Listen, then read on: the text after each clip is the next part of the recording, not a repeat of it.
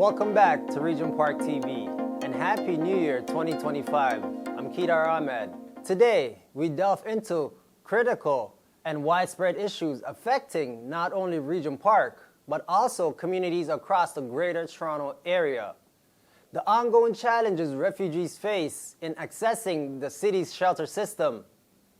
Despite recent reports and calls for change, systemic barriers remain in the city's shelter system, disproportionately affecting refugees, particularly those from African countries. In response, the Crisis in Our City Network, a coalition advocating for the rights and dignity of refugees and asylum seekers, is calling for immediate and comprehensive action. The group has been at the forefront of pushing for the full implementation of the Ombudsman's Toronto Housing Unit Status Report 2024, which highlights widespread discrimination in Toronto's shelter system. Either we've not been heard, or someone is hearing us and they don't care to respond. In today's interview, Eddie Jjumba, senior pastor at Milliken Church, Markham, and co-chair of the Crisis in Our City Network, shares his insights into the systemic challenges refugees face, the impact of these issues on communities like Regent Park, and what needs to be done to hold the city accountable. He spoke with Regent Park TV journalist Fred Alvarado to discuss the Ombudsman's report findings and the next steps for sustainable refugee support in Toronto. Stay with us as we explore these pressing issues and hear from Eddie Jjumba about ensuring a fair and equitable future for those most in need.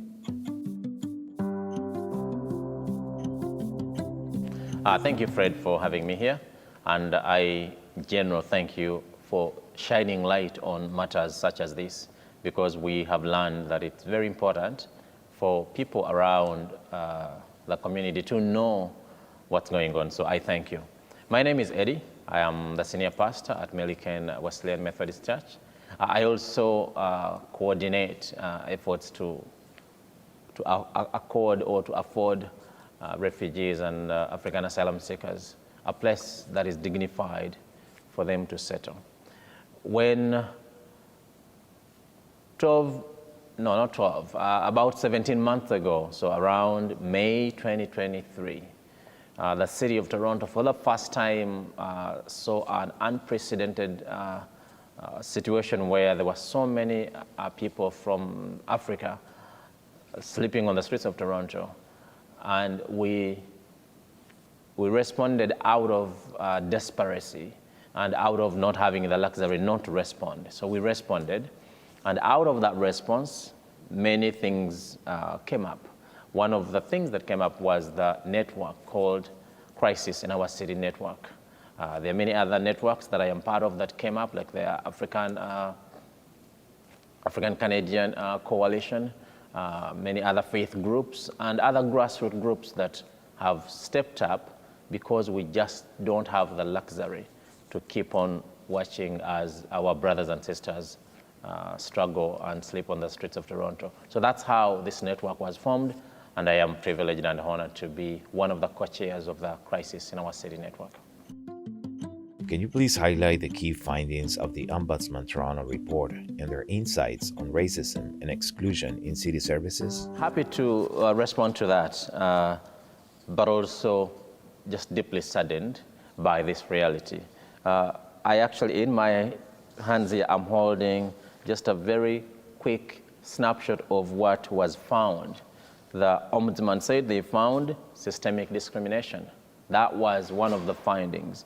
Another thing that was found was inconsistency with city policies. There are 4 things he said. Another thing they found was lack of accountability in how the decision was made to exclude refugees and asylum seekers. That decision lacked accountability in how it was communicated. In fact, in how it wasn't communicated, because it started in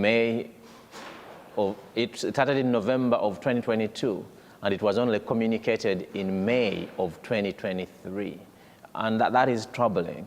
But the other finding was the unhelpful referrals.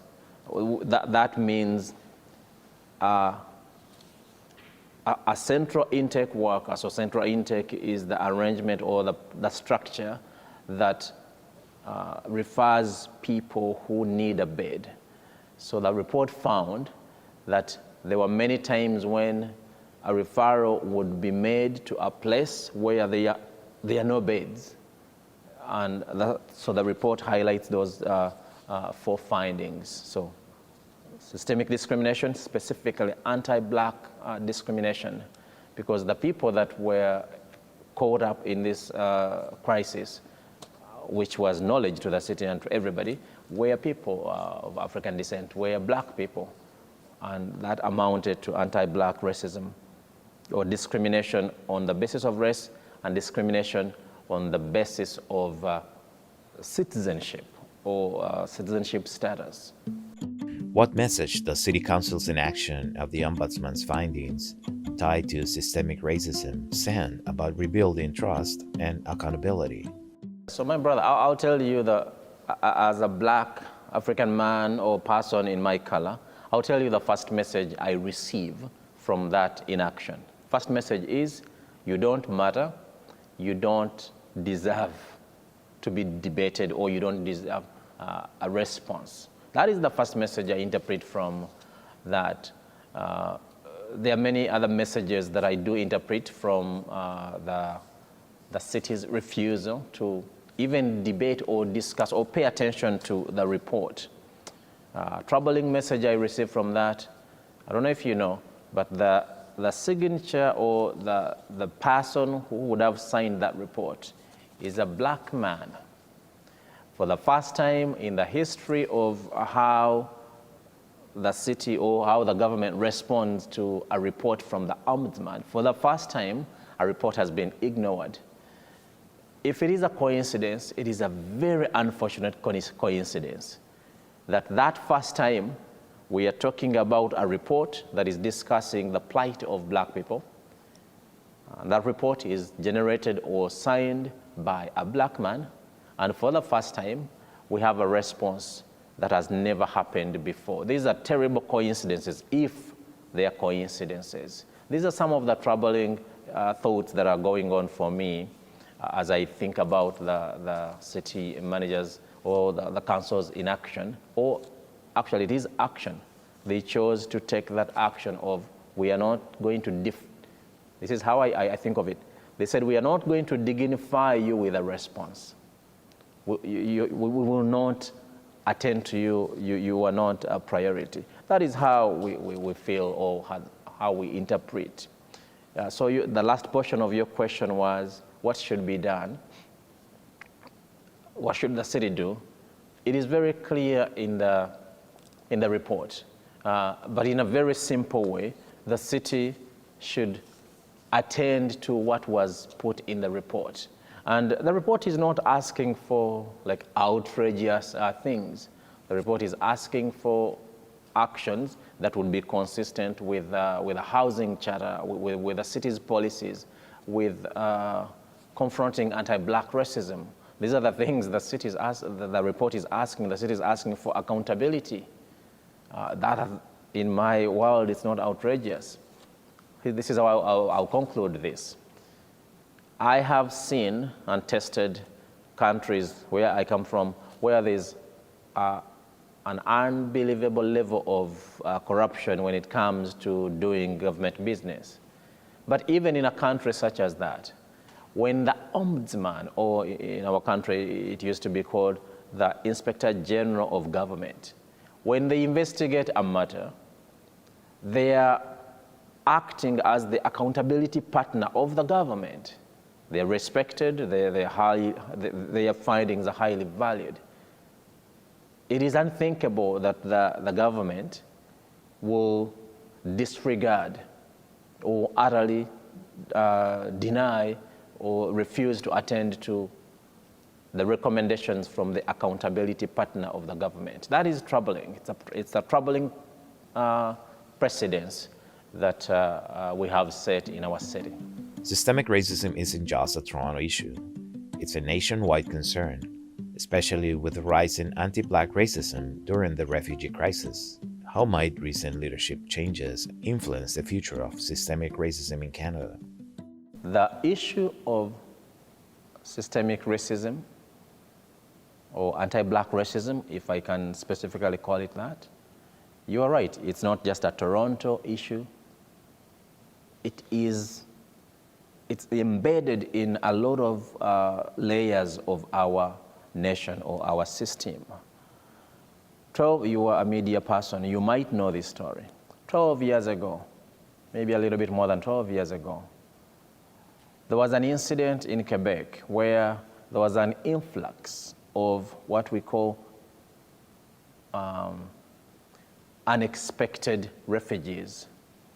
So unexpected refugees is that person who comes without the government knowing that Eddie is coming, he's on the plane, he's coming, so let's get ready to receive him as a refugee. So there's that type of refugees where by the time they leave their country to come, the receiving government already knows about them. There's that category. But also there's another category. People who come with all kinds of means of visas, and when they arrive, only upon their arrival, they declare that really I wasn't coming to just hang out or to visit here. I am running away for my safety because of such and such reasons. Those are called the unexpected refugees. There's been an argument that the reason why the African refugees got stranded on the street is because we were not expecting them. But 12 years ago, there was such a similar influx. The only difference was that that influx was not Black people. It never hit the news, or it never became a crisis that we have, oh boy, we have so many people on the streets, because we were not expecting them. So we have a precedence of a similar situation that never ended into people living on the streets. How do you explain that? Something has to explain that. I cannot help but to observe or to notice that one of the plausible explanations is that those people did not have a Black skin on their color. So racism or anti-Black racism, you are right. It's not just a Toronto thing. It's a Canada-wide thing. And I think the trend there, or the point you just hinted on, let's wait and see. Let's wait and see if there will be any policies or any difference in making sure that we don't see even worse than what we have seen when it comes to practices that sometimes blatantly demonstrate anti-Black racism. That would be my comment to that. Let's wait and see. Let's wait and see. We have our fears. That's what I would say. We have our fears. But also we hope that in this century, we can be able to sit down with whoever is in government and have meaningful conversations about calling out anti-Black racism or discrimination of any type, or whenever we see it.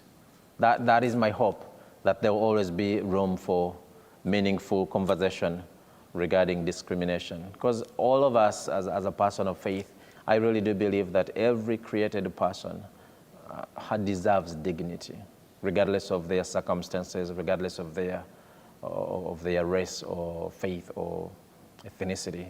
I really believe all of us have dignity that we were created with, that no situation or no political party or no head of government should take away from us. Can you share some stories or examples that highlights the urgent need for systemic change? I have many stories, Fred. Some, or in fact not some, many of them, if I have to revisit them, they're actually triggering for me. I'll give you an example. When numbers of people were increasing at 129 Peter Street in front there on the pavement, the numbers were growing and growing. So we, at the time, me working with a church called Dominion Church, to just move people to a place of just a shelter, a place where there's a roof and a cup of tea for them to not be exposed to the elements. We picked up, there's this one Sunday, we picked up 21 people. And by the time this lady from Kenya, by the time she arrived, we had just left. So she suffered from exhaustion and she was taken to the hospital. When she spent a day there, it was time for her now to be discharged. When the discharge time came, she had already located my number because she had been part of the group that we were going to pick up. They asked her to tell them where she would go if they discharged her. And she said to them, I was at Peter Street. I don't have where to go if you discharge me. So they called me, the hospital, one of the major hospitals. If I think I should mention it, St. Joseph, it's not a secret. The social worker called me to say, we are sending you back, this lady. I said, back where? We don't have we are not a shelter, we are a church, we were only picking them. She only gave you my number because we were the people picking them up. I want you to know, Fred, that this lady ended up being discharged from the hospital with no destination. This lady cried from the time when she was discharged until the time we had to figure out how to take her. This is just an example of what these responses of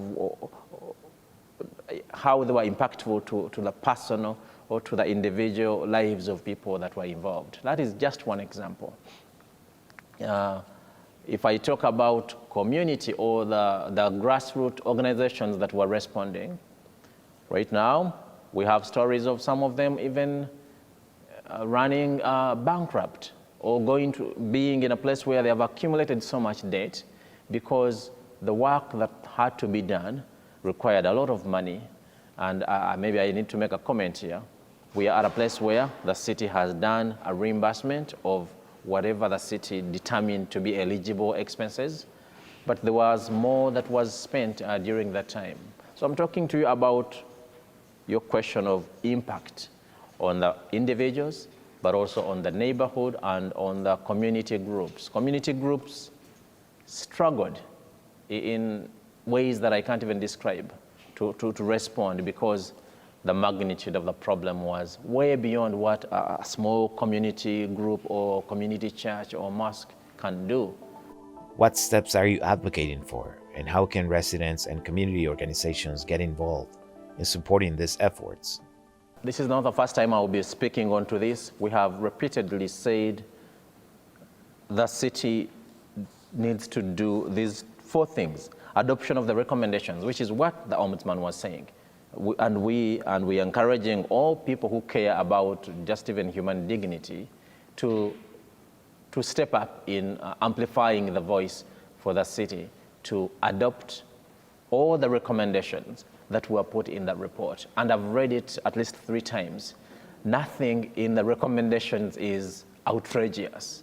I really struggle to conceive the fact that the city is choosing not to respond or not to acknowledge that, or not even to discuss the report. Number 2, community engagement. So affected communities and stakeholders to have a seat at the table when these policies are being designed. That was also a recommendation. The other one would be the policy alignment, to make sure that the shelter system policies must be reviewed and aligned with Toronto shelter standards and the housing charter. All these are things that the city already has in place. The last one will be public accountability. A public acknowledgement and response to what we have consistently been asking. It's not just only us, the Crisis in Our City network. There are other groups that have stepped up to ask exactly for these things that we are asking for. And then residents can always do so many things in terms of the last portion of your question there. Residents can support these efforts by amplifying the demands. They have their area leaders. They vote them and they have their ears. The the residents can amplify this voice by pressing that their leaders will encourage the city to adopt the recommendations in the report. What long-term strategies are needed to address Toronto's refugee crisis and build sustainable support for newcomers? I appreciate that question deeply because I feel like we have done so much work. This concept you have in Africa, doing your laundry and then you put it in the sand or the dust to dry, meaning you would have really wasted so much effort for nothing. My hope or my suggestion would be there is a solution that has been discussed for more than 12 months now. That solution, Fred, is to have a welcome center. So the welcome center would be laid out in such a way that when an individual arrives and they claim refugee, or whether inland or they're already refugees before they come in, where they've already claimed, there will be a process where there's no chance that this individual can end up on the street. So that welcome center would be a wraparound service where the individual comes, the case management is done in terms of understanding what are the specific needs of this. And yes, they're all refugees and maybe they don't have a bed that night, but what are their specific needs? So it will be a wraparound, like a one-stop center where the individual who arrives gets into this process. They are assigned a caseworker who manages their case. Maybe they will live in that welcome center for, I don't know, maybe 9 months, for example. I'm just giving an example.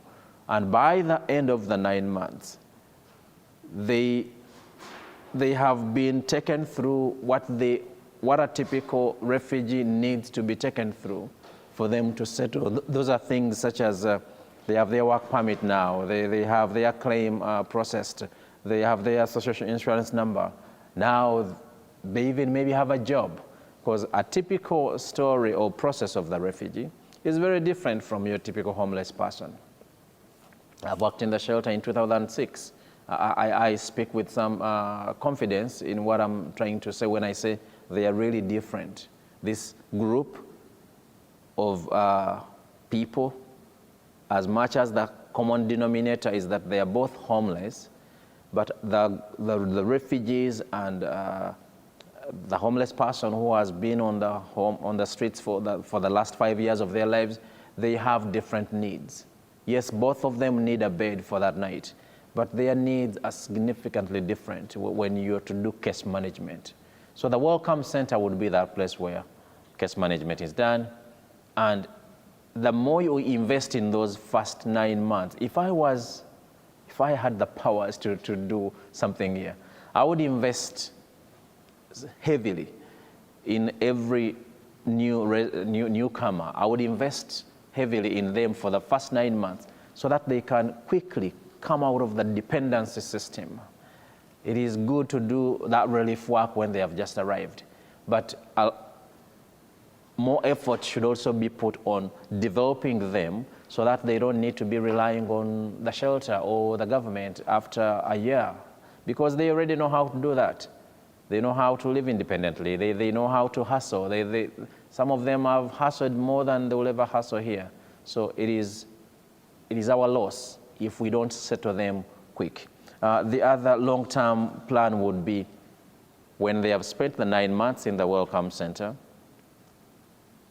as they exit, there has to be an exit plan that ensures that they're not just going to go in the cycle of returning to the shelter again. That exit plan should involve housing subsidies. And the individual now is set for good in terms of settling and becoming contributing members of the society. Culturally sensitive support systems, we have learned so much about that in the recent times. Even simple things such as food, you might think, oh, come on, Pastor, you're saying food is, I'm saying food is very important when you think of the well-being of a person, especially when they are settling. Something that is very important for me, significantly important, is partnership with community organization. And I'll give an example. In the last 15 or 16 months, faith groups, very simple groups that have always been in the society, responded in a way that sometimes if you quantify it in money, you will be shocked to see what would have had to be spent if the government was the one going to respond. So my recommendation would be that the city, or all levels of government really, establish this respectful partnership with grassroots organizations such as churches, faith groups, so that when these kinds of things happen in the future, there's already a trusting, respectful relationship where the churches will step in knowing that, you know what, yes, we are aware that we are doing the work the government should be doing, but we have a relationship that is respectful, so it's okay. Instead of the faith groups looking as though they're beggars of the government, or just some groups that have nothing to contribute to the table. Yet, I think there has been enough evidence that those grassroots groups really contribute to the solutions. So my recommendation would be for the government to adopt or to creatively think about how to partner in a respectful, in a mutual way with these groups for long-term solutions. How do you respond to the back and forth between the city and federal government over the refugee crisis? I'll say it in an African proverb. We have a proverb in Africa that says, where two elephants fight, it's the grass that gets trampled on. Where two elephants fight, it's the grass that gets trampled on. And I've confessed this to the mayor and people. The last thing that I want to hear from any of the policymakers is to toss me as if I was a ball, to toss me when we come to have conversations about the plight of our people, to toss me back and forth by saying, oh, no, that is an issue that belongs to the federal government. That is an issue that belongs to the provincial government or to the city, depending on who I am speaking with. You already know that. Why do you want me, the small organization, the individual, to be the one to navigate that issue? Go to those tables wherever you sit and navigate that issue so that when we come and we're having discussions, you're not sending me to be the one to navigate that. That is my feeling about that reality. And you're right to call it being tossed around like a ball. That is exactly what has happened many times, where when we raise the issue, we are reminded or we are told that, oh, that's a federal issue or that's a provincial issue. We know that that does not solve. It just increases the plight, as you labeled there rightly, the plight of the person who is stuck there in the middle. And I think we can do better, even at those three levels of government. I think there can be better conversations. There can be respectful partnerships between those three levels of government, even across just the regions. Quick example, one of the dilemmas we were facing at the time was when somebody called central intake and they are standing outside of Toronto. Maybe they are standing on a street somewhere in York region, for example. On the basis of that, they will be told, oh no, you are outside of region. This person, first of all, doesn't even know what you're talking about. All they need is a bed. So if there can be more partnerships between the regions, Peel, York, Toronto, what are the other ones? All the other regions, that would be a better model to deliver a service to the people who need the service desperately. So my final word would be there, the partnership between all three levels of government and all regions with the grassroots people that have demonstrated that they are able to bring solutions on the table. I think that partnership will reduce costs. It will also increase effectiveness on the person who is standing on the other side, ready to receive the service. One quick one maybe. There's a research, I don't know if you're aware of it. I'm also only aware, maybe because I'm part of the board of advisory board. There's a research that is being done by the United Way right now. It's very thorough. Recommendations are going to come out of that very soon. I would really beseech the city to attend to the recommendations again from that research. But I want to applaud as I end you and all the other different media agencies.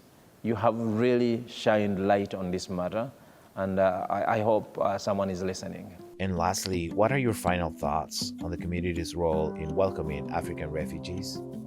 When the crisis was unfolding, when these organizations, small grassroots organizations responded, it was really not, an organization is really not the building and the chairs, it is the people. So I really want to extend my heart to people, mothers, fathers, youth, young people, community members, church members, and some politicians who stepped up in a very active way to make sure that people don't continue sleeping on the streets. People died, my brother. I don't know if you know. 2 people died. I conducted the funeral for one of them. They died in the context of being stranded outside of a shelter. One lady from Kenya, she died, unfortunately, after waiting for 7 hours in a very cold winter day, waiting for a bed to become available in a shelter. And eventually when she was admitted into the shelter, she was going to take a shower, then she fainted and she passed away. A brother, same shelter, was trying to keep warm in a tent. I want you to picture a regular camping tent, the one you would use in August on your camping trip. He was sleeping in that in a very, very cold winter month. So trying to keep warm, whatever he was trying to use to keep warm, according to the police, emitted some gases that were not good for him, and we found him dead. So people can die when we don't respond. So all of you who have responded in small, in big ways, using whatever little resources that you have, I really want to commend you and to celebrate you. You are making a difference. And sometimes when problems are big, we feel sometimes paralyzed because it's so big and you don't see how your little contribution can make a difference. But I want to encourage you, I don't know if you're familiar with the story of the starfish. This is absolutely where I end. The starfish story, there was this little boy who was found by an older gentleman. This little boy was at the seashore. What he would do, he was picking starfish and tossing them back in the ocean. So many starfish had been swept by the wind. When the older gentleman came and noticed what the boy was doing, he asked the boy, "Young man, what are you doing?" The young man, the little boy, looked up to the older gentleman and said, "Well, I am picking starfish and putting them back in the ocean because if I don't do that, they will die." The older man laughs at the boy and says, "And what makes you think you will make a difference? Don't you see how many starfish are out of here?" And the young boy respectfully bends back, picks one more starfish, throws it back in the ocean and says to the older gentleman that to that one starfish, I have made a difference. So I want to encourage you with that. Don't underestimate what your little or small impact can do in the grand scheme of things. Be encouraged and keep doing what you're doing. God bless you. Thank you so much for watching. Don't forget to like, comment, share, and subscribe to our YouTube channel. Also follow us on social media, and for more information, check out our website.